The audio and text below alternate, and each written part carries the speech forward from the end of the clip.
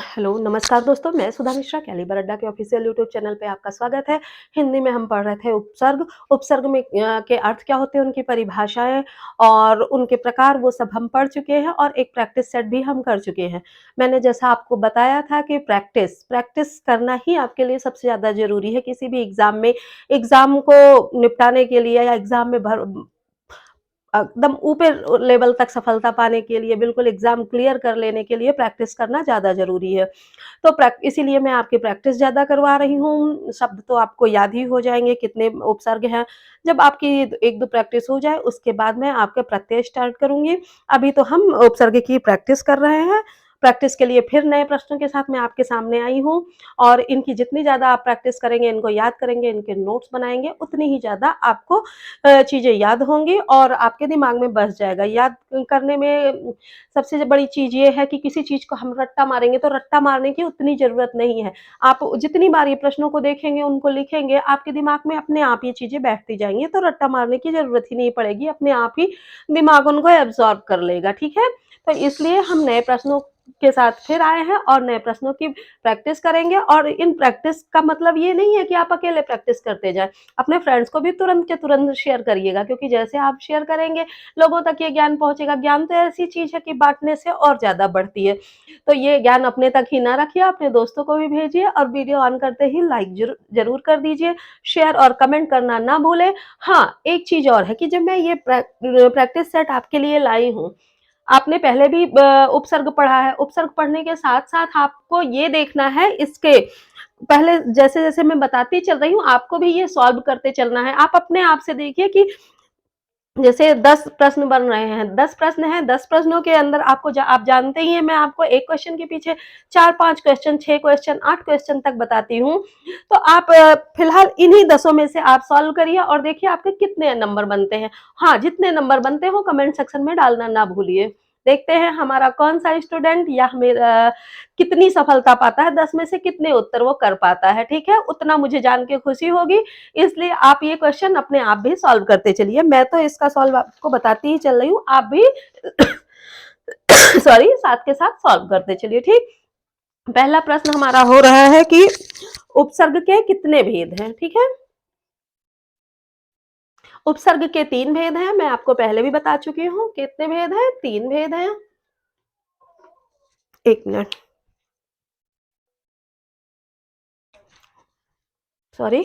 उपसर्ग के 3 भेद हैं। 3 भेद कौन-कौन से हैं? संस्कृत के उपसर्ग, ठीक? पहला, दूसरा उपसर्ग है हिंदी के उपसर्ग और तीसरा उपसर्ग है विदेशी, ठीक है? अब इसी विदेशी में मैंने आपको बताया था कहीं-कहीं उर्दू और संस्कृत के सॉरी उर्दू और अंग्रेजी के उपसर्ग। अंग्रेजी के उपसर्ग माने जाते हैं, ठीक है? और ज़्यादा यूज़ में हमारे संस्कृत, हिंदी और उर्दू के उपसर्ग आते हैं। संस्कृत के उपसर्ग कुल कितने हैं? 22 हैं। हिंदी के 13 हैं, कहीं-कहीं एग्ज़ाम में आपको 12 भी लिखे मिल जाएँगे, पर अगर मैं ज़्यादा किताबों की बात करूँ, जो मैंने पढ़ा है, जो मैंने अपने पढ़ने में अनुभव में पाया है कि वो 13 ज़्यादा किताबों में लिखे मिलते हैं, तो हिंदी के 13 उपसर्ग हम मानते हैं और उर्दू के उपसर्गों की बात करें तो उर्दू में 19 उपसर्ग आते हैं, ठीक है? और अंग्रेजी में बात करें तो कई जगह 2 लिखे मिलते हैं, कई जगह 1 और ज़्यादातर किताबों में 6 उपसर्ग लिखे मिलते हैं, जो हमारी हिंदी भाषा में यूज़ होते हैं, ठीक है? ऐसे तो सफिक्स, प्रीफिक्स उसमें बहुत सारे होते हैं, लेकिन जो हिंदी भाषा में यूज़ होते हैं, वो 6 मिलते हैं। मतलब हम अपनी किताबों में या अपनी लैंग्वेज में जो यूज़ करते हैं, जैसे उर्दू में भी या संस्कृत के भी जो हम हिंदी में यूज़ करते हैं, उन्हीं उपसर्गों की बात हो रही है, ठीक है? तो कुल मिला के उपसर्ग के कितने भेद हैं? 3 भेद हैं, संस्कृत, हिंदी और विदेशी, ठीक है? और उनके कितने प्रकार हैं, वो हमने पढ़ लिया, ठीक? अब दूसरा प्रश्न हमारा क्या आता है?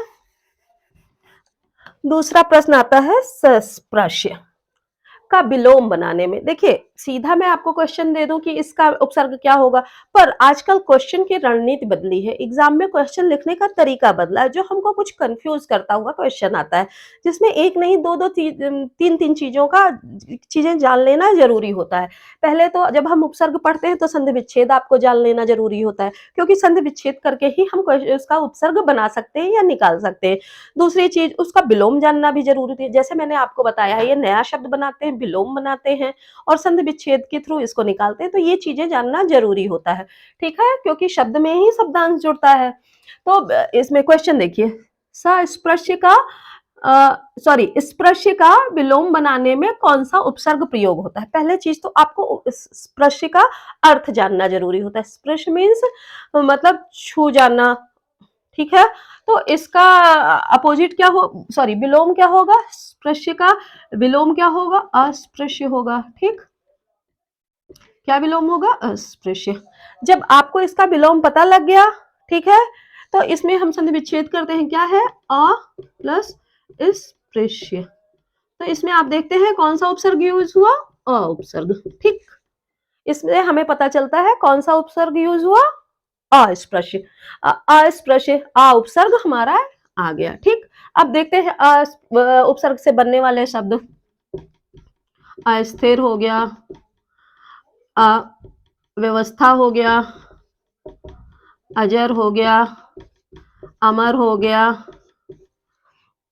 और आपका हो गया अविलंब। आ से आ देखिए, आ का अर्थ ही होता है क्या, निषेध या विरोध, विरोधी। ठीक है, इसका अर्थ क्या होता है, निषेध या विरोधी। तो इससे बनने वाले आ से रिलेटेड जितने शब्द होते हैं, सॉरी 4 तो 6 शब्द हो गए। देखिए, इस इतने शब्द आपको नए मिल गए, इसका अर्थ क्या होता है वो भी आपको पता चल गया, इसका संधि विच्छेद क्या होता है वो भी पता चल गया, और इसमें लगने वाला उपसर्ग जो होता है वो भी पता चल गया। एक चीज इसमें हम और जान लेते हैं कि ये किस भाषा का उपसर्ग है, ये हिंदी भाषा का उपसर्ग है। ठीक है, किस भाषा का है, हिंदी भाषा का उपसर्ग है। तो एक क्वेश्चन से हमारे इतने क्वेश्चन बन गए। इसका आप चाहे स्क्रीनशॉट ले लीजिए या नोट डाउन कर लीजिए, फिर हम चलते हैं अगले प्रश्न पे।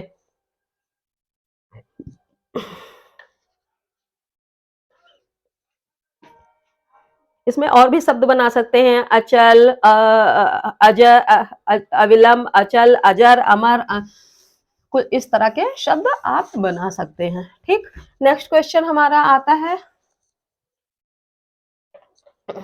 उपसर्ग। उपसर्ग को क्या कहते हैं। ठीक, हमने पढ़ा था कि उपसर्ग किसे कहते हैं, तो उसमें हमारा आया था जब किसी शब्द के पहले क्या जुड़ता है, शब्दांश। क्या जुड़ता है, शब्दांश। जब किसी शब्द के पहले शब्दांश जुड़ के नया शब्द बनाते हैं उसे उपसर्ग कहते हैं।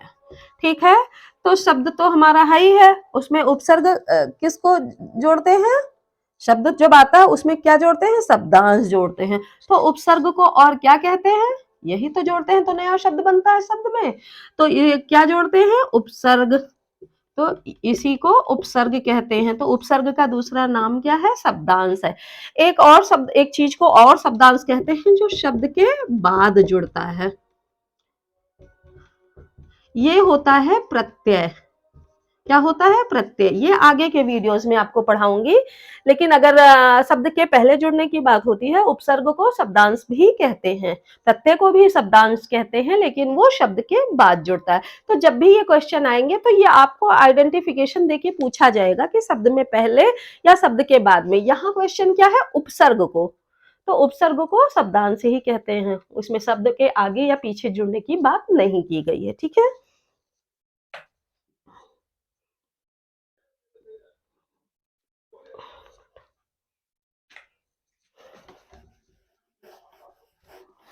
तीसरा क्वेश्चन हमारा आता है, चौथा,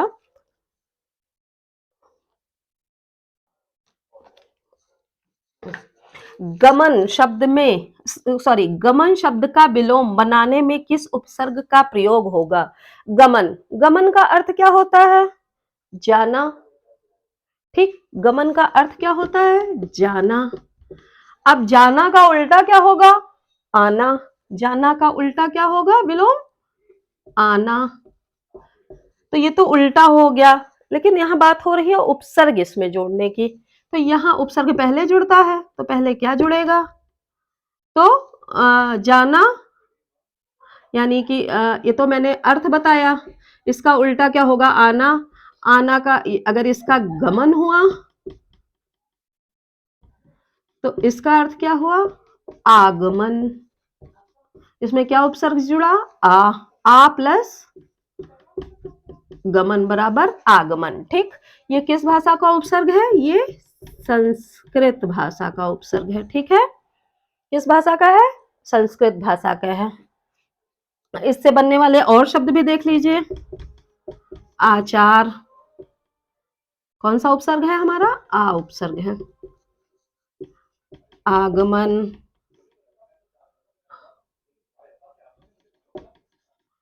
आचरण, आचार, ये सारे आ उपसर्ग से बनने वाले शब्द हैं। ये ध्यान रखिएगा, ये संस्कृत का उपसर्ग है। मैंने लास्ट वीडियो में गलती से उर्दू का उपसर्ग बोल दिया था। ये संस्कृत भाषा के उपसर्ग हैं। ठीक है, इसको आप नोट डाउन करिए। हम चलते हैं नेक्स्ट क्वेश्चन की तरफ।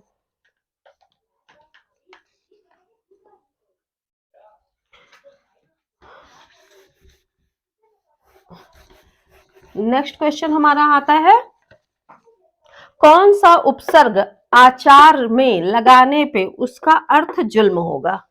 आचार, आचार मतलब किसी का आचरण, और जुल्म, जुल्म यानी किसी के ऊपर जुल्म करना या किसी के ऊपर अत्याचार करना, हम उसी को जुल्म कहते हैं। तो आचार में कौन सा उपसर्ग लगेगा? आचार। आचार में हम अति उपसर्ग लगाएंगे। जब अति प्लस आचार क्या बन जाएगा? अत्याचार।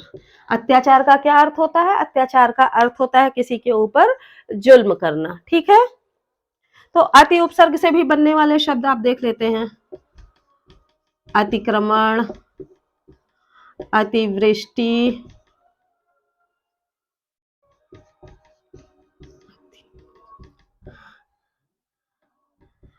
अत्याधुनिक,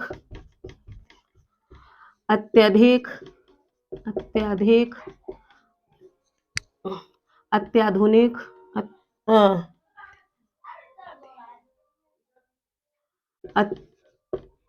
अत्याचार तो हमारा हो ही गया। अत्यंत, इतने सारे अति उपसर्ग से बनने वाले शब्द हो गए। ठीक है, इसको आप नोट कर लीजिए। इससे आपको एक शब्द नहीं, एक क्वेश्चन के पीछे इतने शब्द जानने को मिल रहे हैं। इसको आप नोट डाउन जरूर कर लीजिएगा और अपना वीडियो जो है तुरंत अपने फ्रेंड को शेयर कर दीजिए। बिल्कुल भी कम से कम एक लोग अगर वीडियो देख रहे हैं तो 3 से 4 मित्रों को तो शेयर करिए ही करिए, क्योंकि ये जानकारी सभी के लिए जरूरी है। सभी एग्जाम में हिंदी के क्वेश्चन, और हिंदी में भी उपसर्ग ऐसा टॉपिक है जो सभी एग्जामों में पूछे जाते हैं, चाहे वो IAS PCS हो, चाहे टीचिंग रिलेटेड एग्जाम हो, SI के पेपर हो, और KVS के हों, NVS के हों, कोई भी एग्जाम हो, सभी में ये जरूर पूछे जाते हैं।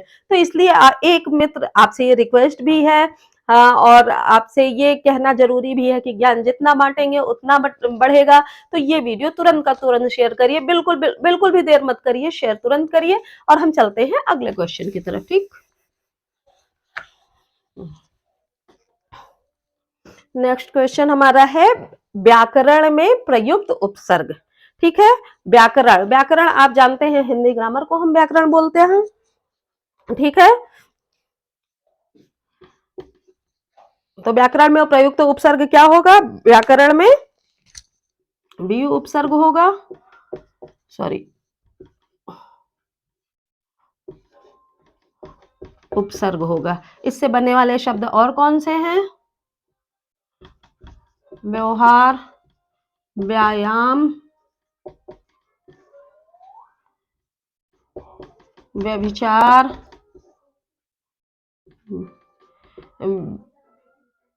व्यवस्थित, व्यथित, इस तरह के जितने भी शब्द होते हैं सब में उपयुक्त क्या है, बी उपसर्ग है। ठीक है, तो इतने सारे शब्द आपको बी उपसर्ग से मिल गए। व्याकरण में प्रयुक्त उपसर्ग यही हो गए और इससे बनने वाले 1 2 3 4 5 6 शब्द आपको मिल गए। और भी सारे शब्द हैं, आप सोचते जाइए, लिखते जाइए। ठीक है, अब हम चलते हैं नेक्स्ट क्वेश्चन की तरफ। अगला क्वेश्चन हमारा क्या है, वीडियो जरूर शेयर करते रहिए। अगला क्वेश्चन हमारा है प्रख्यात। प्रख्यात में कौन सा उपसर्ग है, प्र प्लस ख्याति या ख्यात। तो इसमें कौन सा उपसर्ग हमारा प्रयुक्त हुआ, प्र उपसर्ग हमारा इसमें प्रयुक्त हुआ। ठीक, कौन सा प्र उपसर्ग से बनने वाले और शब्द आपके देख लीजिए, प्रस्तुति, प्रख्यात, प्राणायाम, प्रदूषण, प्रभाव, ये सारे उपसर्ग से बनने वाले आपके शब्द हो गए। ठीक है, अब हम चलते हैं नेक्स्ट क्वेश्चन की तरफ। अगला प्रश्न हमारा क्या है, अगला प्रश्न हमारा आता है प्रत्युत्पन्नमति में प्रयुक्त उपसर्ग। ये सारे शब्द ऐसे होते हैं कि जब एग्जाम में आ जाते हैं तो हम कहीं ना कहीं कंफ्यूज होने लगते हैं कि ये शब्द ही क्या है, इसका अर्थ नहीं समझ में आ रहा है, तो हम तुरंत उसका संधि विच्छेद करेंगे, उसको तोड़ तोड़ के लिखना। देख, संधि विच्छेद भी नहीं आता है, प्रति प्लस उत्पन्न प्लस मति, तो इसमें उपसर्ग क्या आया, पहले क्या जुड़ा है, प्रति, या उत्पन्न मत हम एक साथ भी कर लेंगे तो उपसर्ग क्या आया, उपसर्ग हमारे पास प्रति ही आया। तो इसमें से बनने वाले देखिए, प्रत्यु से प्रत्युपकार, प्रत्युत्पन्न,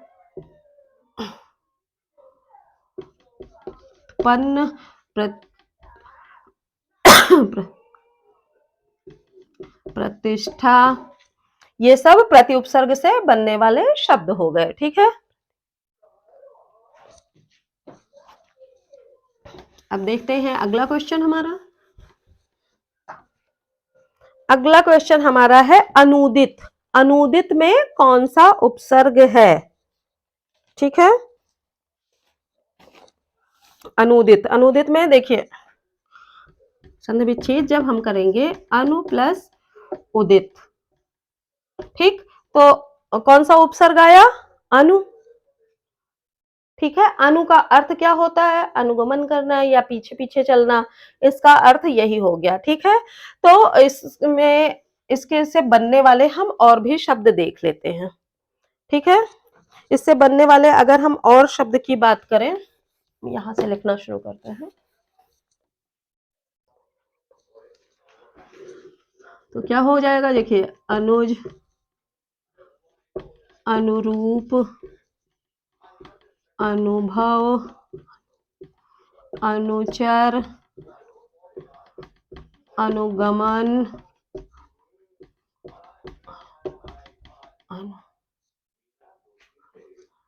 अनुस्मरण, इतने सारे उपसर्ग हो गए अनु उपसर्ग से, सॉरी इतने सारे शब्द हो गए अनु उपसर्ग से बनने वाले। ठीक है, अब हमारा नेक्स्ट क्वेश्चन क्या आता है कि अविलंब में कौन सा उपसर्ग है, अविलंब।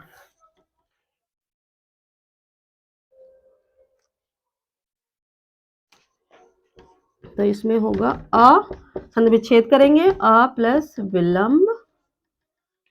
ठीक है, ये हमारा संधि विच्छेद हो गया, तो इसमें कौन सा उपसर्ग आया, अ उपसर्ग आया। कौन सा, अ उपसर्ग। ये भी पहले भी आपको बता चुकी हूं कि ये हिंदी भाषा का उपसर्ग है।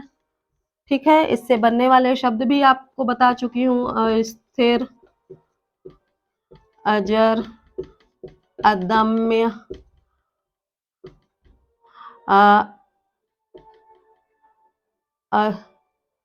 सॉरी अचरज,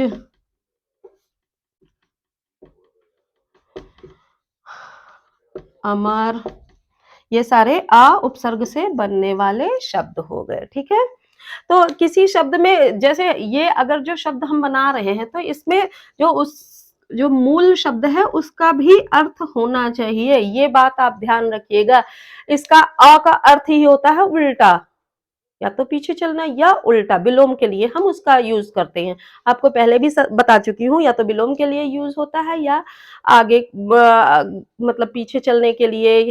तो एक तरह से विलोम के लिए हम ज्यादा यूज करते हैं। जितनी भी चीजें हैं, स्थिर, अस्थिर, मर, अमर, अदम्य, अदम्य, ठीक है, या विलंब, अविलंब, तो ऐसे शब्दों के लिए ये ज्यादा यूज होता है। तो ऐसे जो भी शब्द आए आप उसका संधि विच्छेद करिए, संधि विच्छेद करके आपको मूल शब्द प्राप्त होगा और जो उसके आगे जुड़ेगा वो आपका हो जाएगा उपसर्ग। ठीक है, इसके अलावा उपसर्ग से रिलेटेड और भी क्वेश्चन है, वो भी मैंने आपको पढ़ा दिया। तो कहीं भी आपको कोई डाउट्स आते हैं, कोई दिक्कत आती है, आप कमेंट सेक्शन में लिखिए। और हाँ, अभी आपके कितने नंबर आए वो भी कमेंट सेक्शन में लिखना ना भूलिए कि इन 10 क्वेश्चन में आपके कितने नंबर आए। ठीक है, तो इसके साथ ही हम नेक्स्ट प्रैक्टिस सेट में फिर मिलेंगे। तब तक के लिए आप प्रैक्टिस करते रहिए, मैं क्वेश्चन और भी लेके आऊंगी, आपको खुद भी सॉल्व करना होगा, मेरे साथ भी नए नए क्वेश्चन सीख के सॉल्व करने होंगे। नेक्स्ट वीडियो लाने तक के लिए धन्यवाद।